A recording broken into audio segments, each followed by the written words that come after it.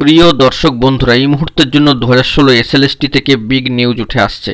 ইতিমধ্যেই মামলার শুনানির ক্ষেত্রে পরবর্তী দিন ধার্য হয়ে গিয়েছে। পরবর্তী ডেট 15/1/2025 চলে এসেছে, তা আপনারা কিন্তু সকলেই জানেন। কিন্তু হঠাৎ করে শুনানি কেন পেছালো? আর্জেন্ট আপডেট থাকছে। আর্জেন্ট ভিত্তিতে এই ভিডিওটা আপনাদের জন্য ক্রিয়েট করা। ভিডিওটিকে অবশ্যই শেষ পর্যন্ত ওয়াচ করবেন, কোনোভাবে স্কিপ করবেন না। চ্যানেলটিকে সাবস্ক্রাইব করে সঙ্গে থাকবেন। চলুন কথাবার্তা না বাড়িয়ে আমরা মূল টপিকে ফোকাস করি।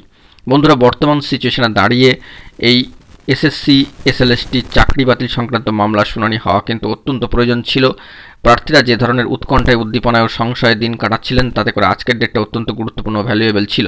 কিন্তু যেহেতু কোর্ট ম্যাটার কিছুই বলার অপেক্ষা রাখে না, কিন্তু এই কথা একদম ঠিক যে পৃথকীকরণ বা বাছাইকরণের মধ্যে দিয়েই কিন্তু যোগ্যদের বিচার সম্ভব। যোগ্যদের জয় কিন্তু নিশ্চিত হবে এই পৃথকীকরণ বা বাছাইকরণের মধ্যে দিয়েই। যোগ্যদের জয় বা যোগ্যদের বিচার নিশ্চিত হবে তখনই বাছাইকরণের ক্ষেত্রেই, অর্থাৎ যোগ্যদের জয় নিশ্চিত বাছাইকরণে। তো সেই দিক থেকেই একটি গুরুত্বপূর্ণ প্রশ্ন, প্রার্থীরা সংশয়ান্বিত হয়ে পড়েছিলেন যে শুনানি হঠাৎ করে আজকে পেছালো কেন। তো যে বিষয়টি বিভিন্ন সামাজিক মাধ্যম সূত্রে উঠে আসছে যে গত দিনের শুনানিতে আমরা দেখেছি যে সম্মানীয় 2 সদস্যের বিচারপতিদ্বয়ের বেঞ্চ কিন্তু ছিল যেখানে মামলা উঠেছিল। কিন্তু আজকের ডেটটাকে খেয়াল করলে এটা লক্ষণীয় যে আজকে কিন্তু সম্মানীয় 3 সদস্যের বিচারপতিদের বেঞ্চে মামলা ওঠে। কার্যত এই কারণেই মামলা পেছায়।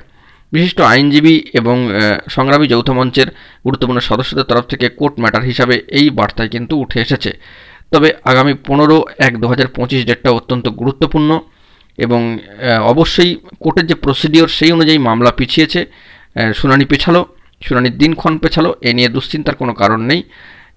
তো সেই দিক থেকে আরও কিছুটা দিন কিন্তু অপেক্ষা করতে হচ্ছে। তবে এটা ঠিক যে বাছাইকরণের মধ্যে দিয়ে কিন্তু যোগ্যদের জয় সম্ভব, যোগ্যদের বিচার সম্ভব, এটা কিন্তু স্পষ্ট। তো এই আপডেট উঠে আসলো। 2 সদস্যের সম্মানীয় বিচারপতিদের বেঞ্চে মামলা চলছিল, সেখানে দাঁড়িয়ে আজকে 3 সদস্যের সম্মানীয় বিচারপতিদের বেঞ্চে মামলা ওঠে। কার্যত সেই কারণে শুনানি কিন্তু পেছাচ্ছে কোর্টের একটা প্রসিডিওর হিসাবে বা কোর্টের একটা শুনানির অংশ হিসাবে। তো সেই দিক থেকে যেহেতু কোর্টের সিস্টেমেটিক ওয়ে, এখানে আর কিছুই বলার নেই। দেখা যাক পরবর্তী ক্ষেত্রে কি আপডেট উঠে আসে। এখন এটুকুই। সকলে ভালো থাকবেন, চ্যানেলটিকে সাবস্ক্রাইব করে সঙ্গে থাকবেন। ধন্যবাদ।